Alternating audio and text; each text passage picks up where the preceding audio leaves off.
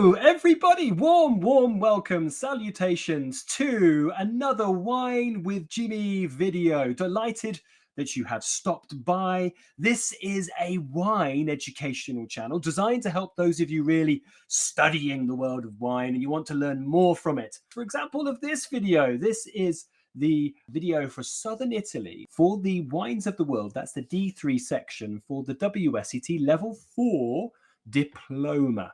So here you'll see there is the eruption of 79 AD of Vesuvius in the background. We're going to talk about that in this section. This is series 1 on Campania, really important section for the world of wine in southern Italy. And this is broken. You can see southern Italy is Campania, Basilicata, Puglia, Sicilia, and Sardinia.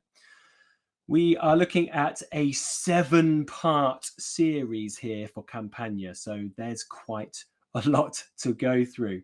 Parts 1, 2, and 3, all listed there, will be available as free content on the world of YouTube and the ether of the internet.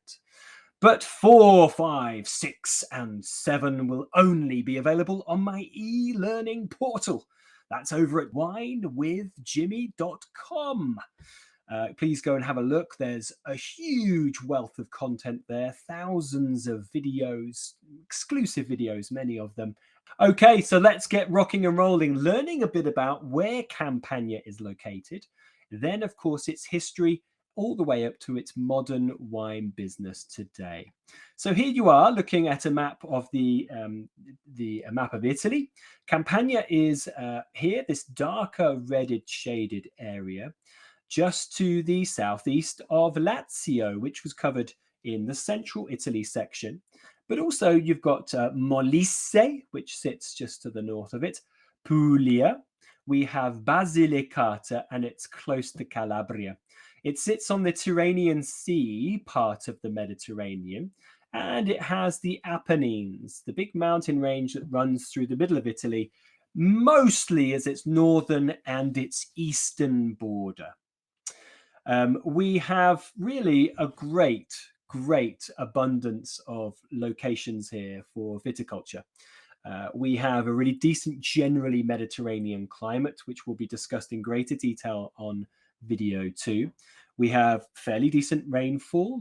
We've got varying aspects, lots of different geology, including really a lot of volcanic soils here. And all of this really spells a great mix for wonderful wine production. Most viticulture will be found on slopes here at about 200 to about 600 meters of altitude. Okay, so that's its location. Let's talk a bit about the history which has helped shape Campania for today's wine industry. So a little bit of ancient history first of all. Now, Campania was one of the most important parts of Magna Graecia, or Great Greece. This was a reference to a group of Greek colonies which were established from the ancient Greek cities in southern Italy around the 8th century BC. The colonies, which are famous today and were established back then, include the likes of Ischia, Cumae, and also Parthenope, which is today Napoli or Naples. In the 7th century BC, the Etruscans expanded into this area and they established towns like Capua. Other parts of the region were occupied by Samnites and also the Oski tribes as well. And the 5th century came along and the Samnites expanded into the region, defeating the Greeks and the Etruscans. The picture here actually depicts a temple from the ancient city of Paestum, which is quite a famous place, dating from around 600 to 450 BC. Romans, it's got to be talked about here. In the 4th to the 3rd century BC, the Roman Republic fights the Samnites, so the 3 Samnite Wars. It prevails and Campania becomes a part of Rome. It flourishes, and under the Romans, this became the Romans' real key area for agriculture as they started their expanse through the Italian peninsula. So therefore, it has this very old connotation, traditional in the Roman psyche. Certainly when you think about it, they hold it so, and always have done, so important in terms of being really the most valued land of, or some of the most valued land of the Roman Empire in the end. So Romans really considered the vineyards here the best in the whole of the world, of course. These were world famous to them. And I put this slide up here just so it helps you sort of break it up a little bit. But what have the Romans ever done for us? So have you ever seen Monty Python and The Life of Brian? Then you'll understand this great scene, because of course they are slagging off the Romans, the Roman occupation, but of course, what have they done? They go through sanitation, roads, and of course in that list is wine as well, which is very important, which they did very well. So Romans, from slaves to nobility, to soldiers would like a drink. Apparently, it was rumored that around the approximate amount of consumption would be about 1 liter of wine per day. And rites of passage included giving a 3-year-old child their first jug when they had their first taste of wine. Now, for us Europeans, it might be sort of early teenage years that you have your rites of passage by sipping some wine, or maybe a sip of a pint or a Guinness or something along those lines. Depends on where you are, of course. But apparently in the Roman Empire, it was 3 years old. Posca was an ancient Roman drink, which was mixing vinegar and water, and potentially wine and herbs as well. This was very much a soldier's and a lower class drink. It was despised by the upper class. But there was something called mulsum wine, which was wine added with honey. Honey was the sweetening agent, because of course sugarcane was not available until the European expanse into the Americas. So honey was used as a sweetening agent, plus medicinal herbs and spices were also used. They loved that. Typically you would have 4 measures wine to 1 measure honey. And that was your sweetened version. Typically that was done if also the wine wasn't so good, and there was a lot of poor wine apparently around there. So adding a bit of sugar to it would probably mask up some of the impurities and maybe difficulties of that wine style. A little bit more, we know a lot about the history because of a few things, and Campania has a lot of this. Colmulella and also Pliny the Elder, the texts that they gave us, really gives us a lot of understanding about the agriculture and viticulture here, plus of course Pompeii, and I'll touch upon that very shortly. So these Latin sources, including this one, which is called De Re Rustica, meaning on country matters, the land matters, that gave a really sort of high detailed book on the Roman art of grape growing, plus many other things, agriculture as well, but also wine production and consumption. That's how we know about Posca and Mulsum, for example. Pliny the Elder, including his natural history book, detailed a lot of important information about key wines across the Roman Empire, which was mightily important for us, and understanding kind of a hierarchy for quality of wine as well. We also know from those texts about other additions to wine. Typically, we know about honey, but salt water, herbs, spices of all types were added.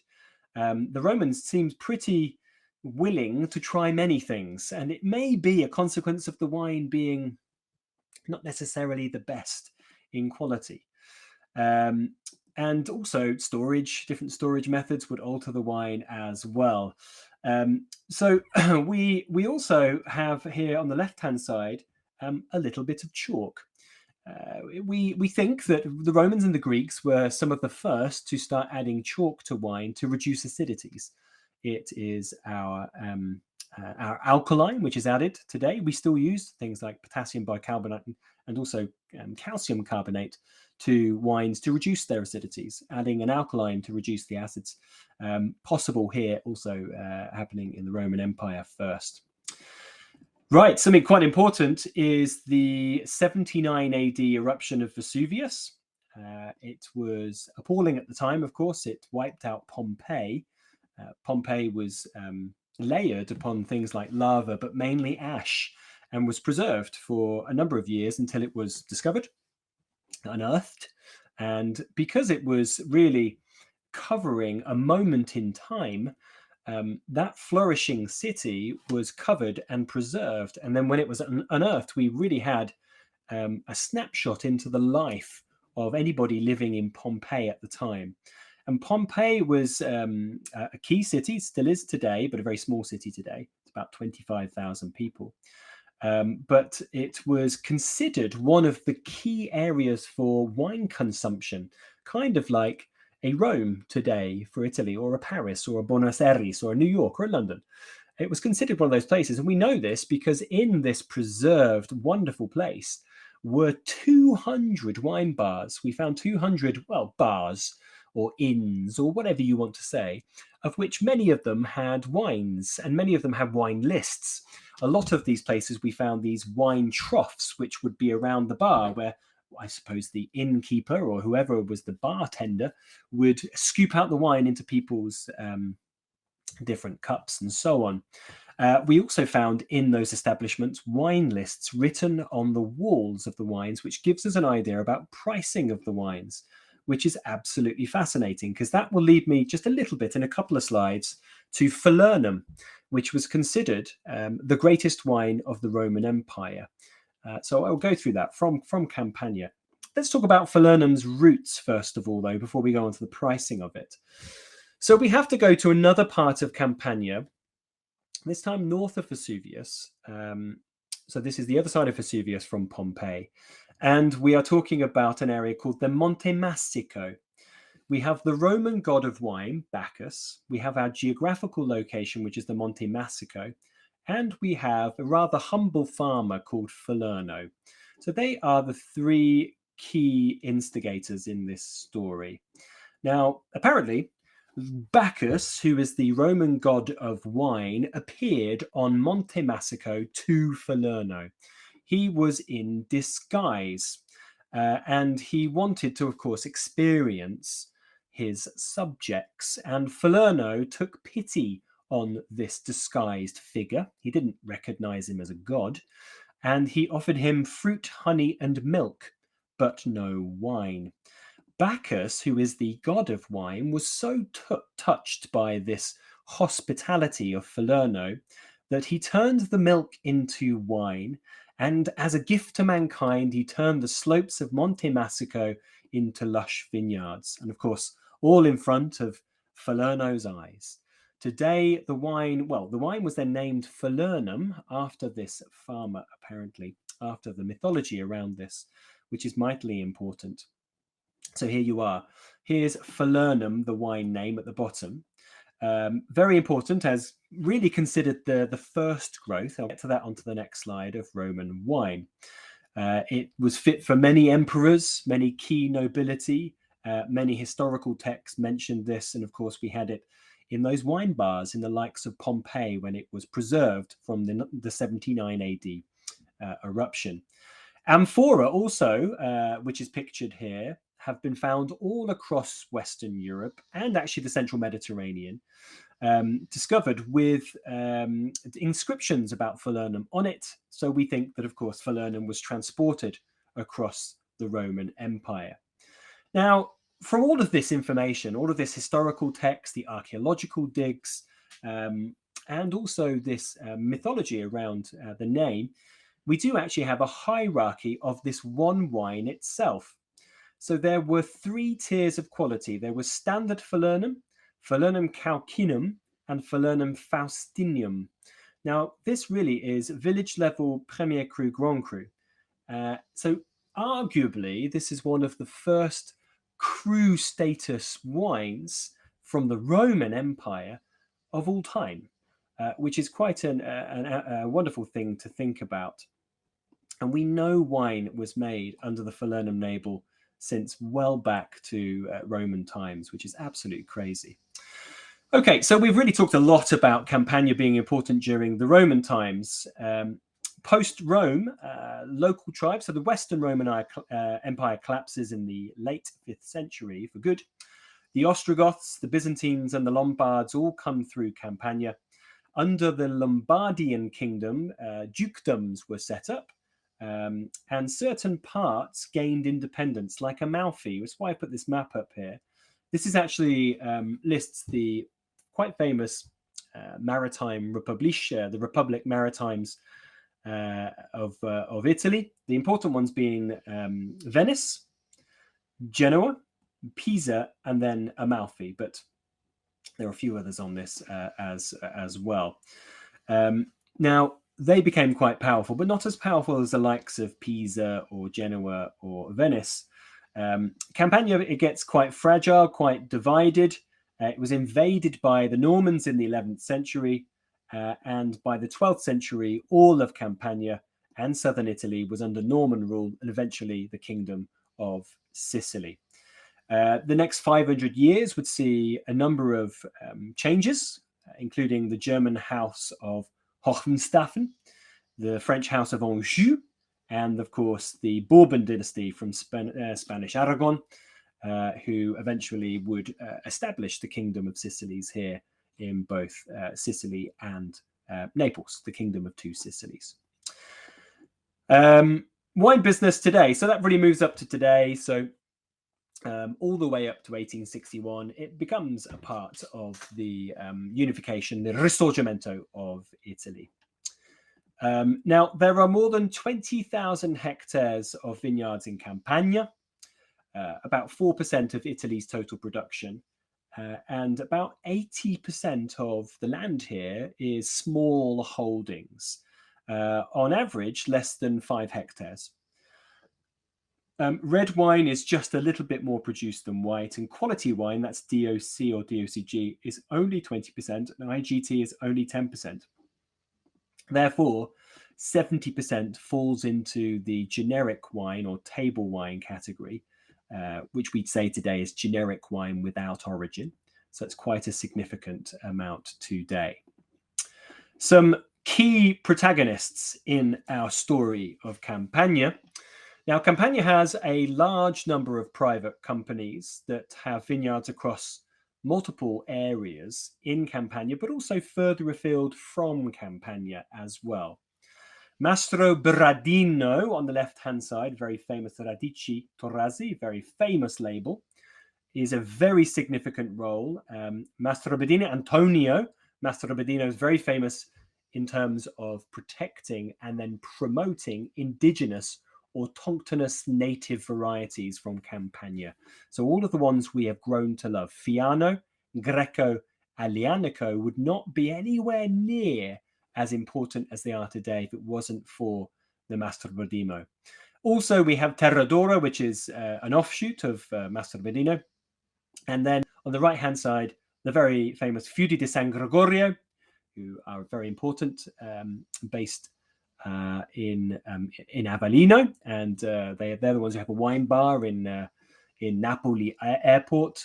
These guys have a Michelin star restaurant as well. They're very, very good.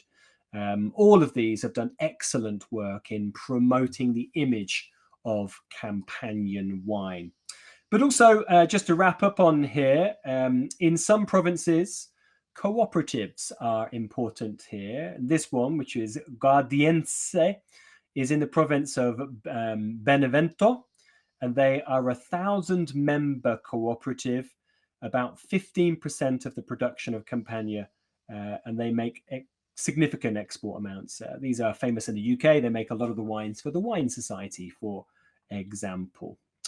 Okay, so there you go for your first video on Campania. I do hope that you've enjoyed the volume of information just on that first video. Please do join me for part 2 on the climate, grape growing and geology of Campania. If you do have any comments, questions or concerns, of course, pop them in this the comment section below this video. Make sure you click like and subscribe. And if you do find yourself in the UK, come and say hi at one of my establishments for a glass or a bottle. I've been Jimmy Smith. Ciao for now. Goodbye.